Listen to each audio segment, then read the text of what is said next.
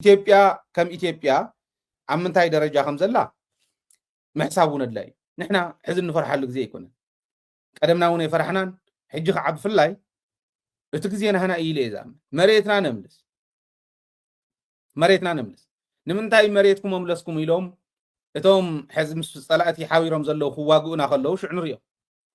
መሬት ትግራይ ብደቡብ ይኹን ብምዕራብ ብሰሜን ይኹን ብምብራቅ ዘሎ መሬት ትግራይ ክምለስ ክኽእል ኣለዎ ናብ ኢድ ንኡ ክምለስ ክኽእል ኣለዎ ዝብል እምነት ኣለና እዚ ሕዚ ኢትዮጵያ ዘላትሉ ደረጃ ምፍላጥ ኣድላይ ንኣብነት ብሶማልያ ከባቢ እንተሪኢና ናይ ኡጋዴን ነፃነት ግንባር ዝበሃል ነፃ ውጪ ግንባር ዝብልዎ ነፃነት ግንባር ናይ ኡጋዴን ነፃነት ግንባር ኣሎ ንሶማልያ ናብታ ሓንቲ ሶማልያ ክሕውስ ዓባይ ሶማልያ ክፈጥር ዝደሊ ኦሮምያ እንተሪኢና ናይ ኦሮምያ ነፃነት ግንባር ኣሎ መዓት ሰራዊት ኢትዮጵያ ዝማርኽ ዘሎ እዚኦም ታዮም ዝገብሩ ዘለው ብኩሉ ደረጃ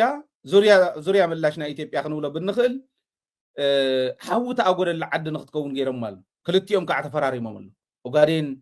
ነፃነት ግንባርን ናይ ኦሮሞ ነፃነት ኣርምን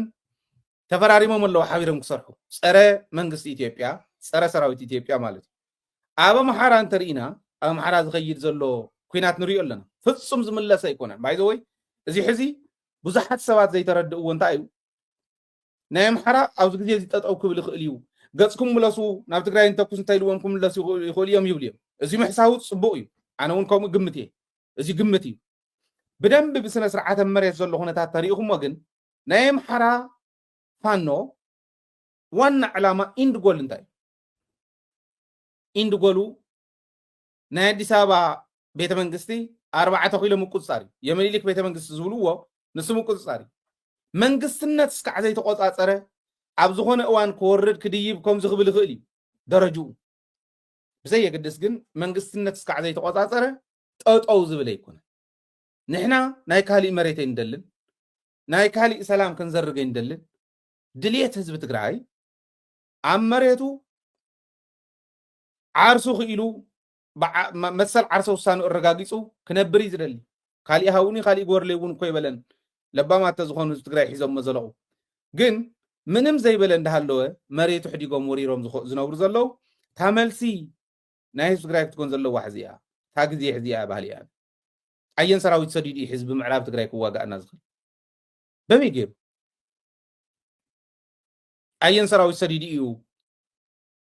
ብደቡብ ትግራይ ክዋጋእና ዝኽእል ብፀለምቲ ማይ ፀሩ ክዋጋእና ዝኽእል ኣደ ኣምሓራ እኮ ሓዊ እያ እኒኣ ሓዊ እኮ እዩ ተኣጒድዎ ዘሎ እንታይ ኢና ንገብር ዘለና ይገርመና መሬትና እንድዩ ውዕል ፕሪቶርያ እንዲ ክትግብር ዝግብኦ ኣነ ይኹነልኩም ኢለ ኣንብሮተ ኢድ ናይ ኣብዪ ኣሕመድ ዘይተገበረሉስ ኣይኾንን ክብለና ይኽእልን መሬት ትግራይ ኢና ሒዝና እኒና ኣይነኸኣናን ካሊእ ተሽዑ ሓያል ናይ ዲፕሎማሲ ስራሕ ምስራሕ ፀጥ ምባል ትርጉም የብሉ መሬት ካሒዝካ ንሱ ምግባር ይከኣል እዩ ብዘይ ከምዚ ዝኸውን ነገር የለን እመኑን ይኾን ሃይለው እዚ ኮይኑ ኩናት ይእውጅ ኣሎ ኣውስትራልያ ኮይኑ ገለ ክብሉ ክእሉ እዮም ኣነ ይበልኩን ግዜና ሕዚ እያ ግን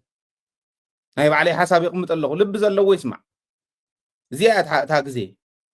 ሓዊ ተኣጒድላ ኣሎ ዝዓዲ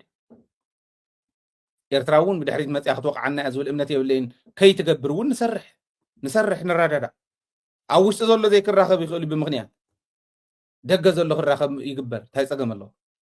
ምርዳእ ይከኣል ኮይ ህዝብና ወኪልና ክንረዳዳእ ይንኽእል እንዲና ንምንታይ ዲ ኢንቨስት ገይሩ ሂወት ዘመንና ሙሉእ ብናይ ህዝቢ ንብረት ብናይ ህዝቢ ሃፍቲ ደይኮንና እንተማሂርና ክግበር ኣለዎ ክስራሕ ኣለዎ ግዜ ዝወሃቦ ኣይኮነን ባህሊ እየ ስለዚ እዚ ትገብር ዘላ ኢትዮጵያ ናህና ክንገብር ኣለና ንሕና ስራሕና ክንሰርሕ ክንክእል ኣለና ዝብል እምነት ኣለና ኣብዚ እቱ ድሌት ናይ ፀላእቲ ትማል እውን ዝረኣናይ ናይ ትማል ፕሮግራምና እውን ተመሊስኩም ረኣይዎ ክበታተኑ እዮም ዝብሉና ዘሎ ክበታተኑ እዮም ወዲ ወረደ ከምዚ ኢልና ልኢኽናዮ ዘለና ከምዚ ክገብረልና እዩ ገሊእ ትበሃል ዘሎ ከምኡ ክገብር ይገብርን ክንሪኦ ኢና ሓቢርና ክገብር እዩ ዝብል እምነት የብለይ ለባም እንተኮይኑ ሌጋሲኡ ከበላሹ የብሉን እምበርታ ድሌት ፀላእቲ ትማል እውን ርኢኩም ናይ ሲሳይ ኣጌና ዝበሃል ምሩኽ የሚያደርጉት እነ ጀነራል ታደሰ ላይ አደርጋለሁ ብለው ቢቀጥሉ ቢያንስ ቲዴፍ የሚባለው ኃይል መካከል መከፈል ይመጣል። ቀላል የማይባል ቁጥር ከጀነራል ታደሰ ጋር ሊቆም ይችላል። ያው ደግሞ አንዳንዱ በሰፈር በምናምን ከዶክተር ደብረጽዮን ቡድን ጋር የሚቆም ሊኖር ይችላል። በዚህም አንጻር እንደገና ትግራይ ውስጥ እነ ደብረጽዮን ዶክተር ደብረጽዮን የሚፈልጉትን ነገር ለማግኘት ያላቸው እድል እየጠበበ ስለሚመጣ ተመልሰው በሁከትና በግርግር ሊገቡ ይችላሉ። ተመልሰው ወደ ሁከትና ወደ ግርግር ለመግባት ሲፈልጉ ግን ቢያንስ አሁን በተወሰነ ደረጃ ወደ አንድ ሊሰበስቡት የቻሉትን የታጣቂዎቹን አዛዦች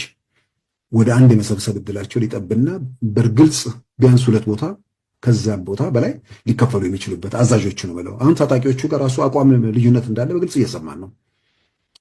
ሰሞኑን ራሱ ከካምፕም ከምንም መሳሪያቸውን እየያዙ እየወጡ ነው።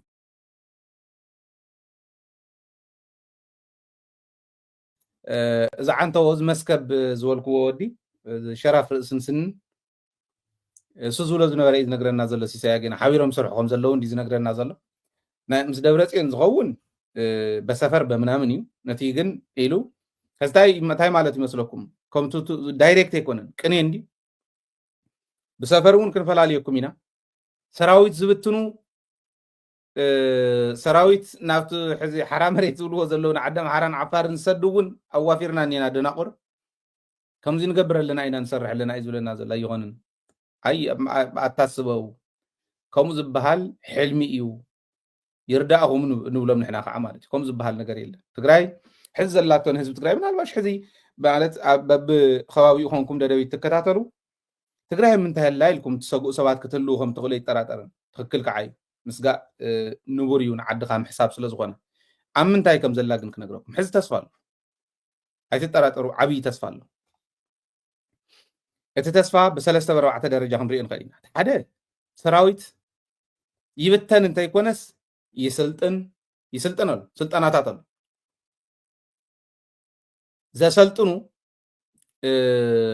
ኣሰልጠንቲ ዝስልጥንሉ ግዜ ኣለና ይስልጥን ኣለኹ ብል ከለኹ ወታደራዊ ካሊእ ማለት ኣይኮነን ፖለቲካዊ ብቕዓት ናይ ሰራዊት ናይ ህሉና ዋሕስ ስለ ዝኾነ ሰራዊትና ህልውና ናይ ህልውና መኸተና እንታይ ከም ዝመስል ደንቢ ገይሩ ነንባዕሉ ዝመሃሃር ሰራዊት ኣብ መኸትኡ ኣብ ኩሉ ግዜ ኣብ ምድላው እዩ ዘሎ ኣብ ድልውነት እዩ ዘሎ ይዳለወ ኣለኹ ብል ከለኹ ናብ ካሊእ ወሲዶም ክትርጉሙ ይኽእሉ እዮም ግን በቃ ኩሉ ግዜ ድልው ዝኾነ ሰራዊት ህልውና ህዝቡ ንኸውሕስ ሰላም ህዝቡ ንኸውሕስ እዚ እዩ ዘሎ ስለዚ ሰራዊት ትግራይ ይጥንክረሎ እምበር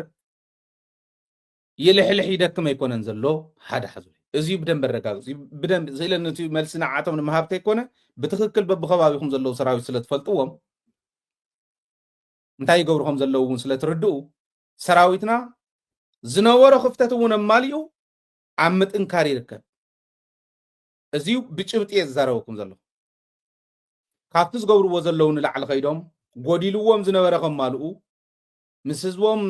ምስ መራሒት ውድብ እውን በብኸባቢኡ ምስ ዘሎ መራርሓ ብደንቢ ክናበቡ ኣለዎም ተን ጎደሎ ክኾና ዝኽእላ ናብ ህረፍ ገንዘብ ናብ ካሊእ ክወስዳ ዝኽእላ እዚኣተን ብደንቢ እናተዓፀዋ ክኸዳ ከም ምዃነን ብደንቢ እየ ዝርዳእ ዝገብርዎ ዘለዉ ክገብርዎ ግን ኣለዎም ዝብሎም ከዓ ካሊእ እኒሄ ታይን ክመፀ እንታይ እዩ ዘሎ እቲ ዘመናዊ ቴክኖሎጂ ሎሚ ድሮን እንተምፅኦም ፀረ ድሮን ኣለዎ ወደ ሰራዊት ትግራይ ጀታት እንተመፅን ፀረ ኣየር ኣለዎ ወደ ሰራዊት ትግራይ እዚኦም ክሓስቡ ዘለዎም ካሊእ ፀገም የለን እቲ ብእግሩ ዝመፅእ ኦረዲ ብረት ተሸኪሙልና እዩ ክመፅእ ተን ብካሊእ ዝመፃ ግን ናይ ዓለም ቴክኖሎጂ ተረዲእና ንዕኡ ዝምጥን ምድላው የድሊ እየ ዝብላኒ ንተኩስ ሰላም ከምዚ ንግበር ንበፅብፅ ኣይኮነን ዝብል ዘለኹ ሰላምና ከይፈርስ ኩናት ከይመፀና ንዳሎ ዝዳሎ ኩናት ከትርፍ እዩ ሰላም ዝደሊ ሰላም ዝፈቱ እዩ ዝዳሎ ከምቲ ናይ ኢትዮጵያ ምድላው ኣይኮነናህና ተጋሩ ስለ ዝኾንና ንኻሊእ ነኽእና ይንፈልጥን ብታሪክና ወለድና እውን ገይሮሞ ይፈልጡን ሕጂ እውን ኣይንገብሮን ተነኽኦምና ግን ኣይንገድፍን ከይነኽኡና ክነኽኡና ዝኽእሉ ሰባት እውን እንዳረኣና ፕሮኣክቲቭሊ ድልዋት ኮይና ኢና ንፀንሕ ብሕልና እውን ብካሊእ እዚ እዩ ዘሎ ኣብቲ ሰራዊት ማለት እየ ትዝጎደለኩም ካሊእ ግን ወስኹ ተዳለው ኣሰልጥኑ ኩሉ ዝሰልጠነ ይኹን ti መንእሰይ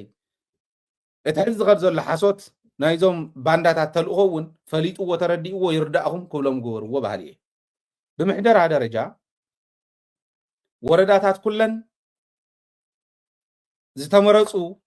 መማሓደርቲ ኣትውን ኣሎ ብጀካ ዝተወሰነ مغربيت زمرصوم بيت مغرب زمرصوم نايت وردا اب طابيا يكون وردا خمزي معرارل صبو يو كمزي خبر كله ግን كلهم ملائكت يوم منم زي ولهم صادقانات يوم يكونن زبزلو كندي يسسعلو نزياتهم كحلق زغل بحقي بسرعات نتو بيت مغري باور هيوكم عبي سلطان نايت بيت مغري خوينو حزب ስለዝኾነ ናይ ህዝብ ወኪል ስለዝኾነ እቲ ናይ ህዝብ ወኪል ዝሾሞን ዘውርዶን እንተ ኮይኑ ኣይብድል ነባ ንጽባሒት ኣይወርድ ሒዝዎን ዝወርድ ገንዘብ እንተሃልየን እውን ይሕደግ ብህዝብ እንተ ኮይኑ እዚ ኣረጋግጹ ኣብ መሪሕነት እንተቱ ፕሮግረስ ግን እንተነኣሰ ኣብ ናይ ስደትን ካልእ እንተ ቢሎም ስግረዶ ዝሰርሑ ሊያቡ እውን ይተሓዙ ኣለዉ ነዳዲ ዝሓቡ ገለ ዝሓቡ ዝበሃል እውን ይተሓዙ ኣለዉ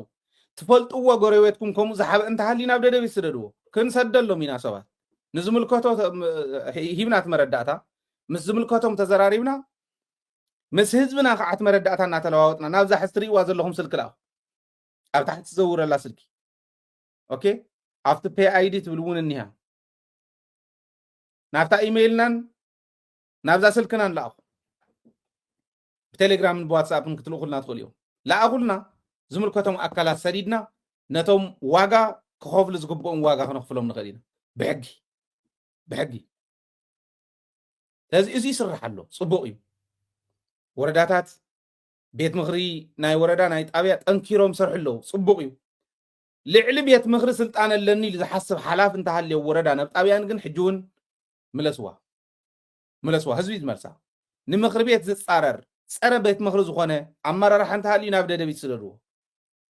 ምስ ዝምልከቶም ክንዘራረብ ኢና ንሕና እውን ታቱ ምልከቶ ዋጋ ክንህቦ ኢና ክነቃልዑ ኢና ንህዝቢ ኣብ ኩሉ ኩርናዕ ዘሎ ይፈልጦ ጽባሕ ንጎ ካብ ወረዳ እከለ ናብ ወረዳ እከለ ዝበሃል ምዛር የለን በዲል ካብ ምዝዋር ዝበሃል የለን ሕወሓት እውን ከምኡ እንተገይራ ኣፍንጫ ኢና ክንብላ ምስ ህዝቢ ኮይኑ ቀሊ የለን ስለዚ ይምዕር ኣሎ እንተነኣሰ ሊያቡ ዝተሓዝሉ ጸጥታ እውን ብዝተወሰነ መልክዕ ዝኽበረሉ ምስ ሰራዊትን ትመሪሕነትን እንዳተናበበ ዝኸደሉ በብኸባቢኡ ኣብነት ናይ ዝተወሰና ጣብያታት ከመይ ገይሮም ነቱ ኣብኡ ዝነበረ ባንዳ ከም ዘፅረይዎ ክሕብሩ ንኸለዉ ዝገርም እዩ ምንባብ እኒሄ ኣትሊስት ፍከራ ናይ ፀላእቲ ግን በዚሑ ዶ ሓቀይ ሪኢኹም ሰላም ክንኮን ከለና ናብ ሰላም ክንከድ ከለና ፀላእቲ ዕረ ስለ ዝጥዕሞም ዓይኖም ደም እዩ ዝነብዕ ባንዳታት እውን የፍሪልኩም ከምቶም ዝረኣኹሞም መስከባት ሕዚ ዘሪእኩም ዝነበርኩ ስለዚ ኢትዮጵያ ዝስልጥን ሰራዊት ተብዝሕ ዘላ ንኤርትራ ጥራሕ ኣይኮነን ንትግራይ እውን እዩ ንትግራይ ጥራሕ ኣይኮነን ንኣምሓራ እውን ንኦሮሞ እውን እዩ ንኻሊእ እውን እዩ ስለዚ ከመይ ጌርካ ኢኻ ክትሰርሖ ዘለካ እንታይ ኢትኳ ናብ ትግራይ እስካዕ ዝመፁ ትፀንሕ ባፈር ዞን ባ ግበረላ ንትግራይ መሬትካ ሓዝ ምስ ህዝብካ ተናበብ ምስ ጎረቤትካ እውን ክትኣስሮ ትኽእሎ ውዕል እሰር ሰላም ፍጠር ክንገብሮ ንኽእል ኢና ጆኹም ክስራሕ ዝኽእል እዩ ሕዚ ኣብ ትግራይ ትግበር ዘላ ናይ ሰላም ናይ ምስፋን ከይዲ ናይ ወዲ ወረደ ኣይኮነት ናይ ቤት ምኽሪ እያ ወዲ ወረደ ትግራይ ወኪሉ ክራኸብ ከም ፕሬዚዳንት እምበር ወሪዱ ናይ ወረዳ ውሳነ ክውስን ኣይኮነን ናይ ጣብያ ውሳነ ክውስን ኣይኮነን ኣብ ጣብያ ናብ ወረዳ ናብ ከተማታትን ክስራሕ ዝግብኦ ኣብኡ ዘሎ ኢት መንግስቲ ዝበሃል እኮ ካብ ጣብያ ወረዳ ካብኡ ክልል እዚ እኮ እዩ ኦኬ ትሕጊ ዘውፅእ እቲ ሕጊ ዝትርጉም እቲ ሕጊ ዝፍፅም ኣካል ዘለዎን እዚአን እየን ኣብ ጣብያ ኣለኹም መንግስቲ ኣብ ወረዳ ኣለኹም መንግስቲ ካብ ወዲ ወረድን ላዕሊ ኣብ ጣብያን ኣብ ወረዳን ዘለው እዮም ቶም መንግስታት ድማ ምምሕዳር ግዚያዊ ምምሕዳር ግዚያዊ ልኡኽ በዓል ሓደራ ምምሕዳር እዩ ግዚያዊ ምምሕዳር ንስኹም መንግስታት እዮም ለዚ ፈሊጥኩም ኢኹም ክተመሓድሩ ዘለኩም ሰብ ሌጋሲ እዩ ገዲፉ ዝኸይድ መዓዝ ከም ዝምወት ዘይፍለጥ መዓዝ ከም ትኸይድ ዘይትፈልጦ ንዓድኻ ንህዝብኻ ጽቡቕ ሌጋሲ ገዲፍካ ክትሓልፍ ክትክእል ኣለካ ወፅዓ ስለ ዘይበፅሓና ኣይኮነን ካባይ ንላዕሊ ፈተና ዝወፅሖ ሰብ የለን ካብዛ ሚድያ እዚኣ ንላዕሊ ፈተና ዝወፅሖ ሚድያ የለን ህዝቢ መሰረት ጌርና ህዝባዊ ረብሓ ህዝባዊ ሕቶ ሒዝና ስለ ንኸይድ ግን ኣይወደቕናን እኔና ንቕፅል ገና ከዓ ክንዕንብብ ኢና እዚ እኒሄ ስለዚ ግዜ እውን ፈሊጥና ክንከድ ክንክእል ኣለና እዩ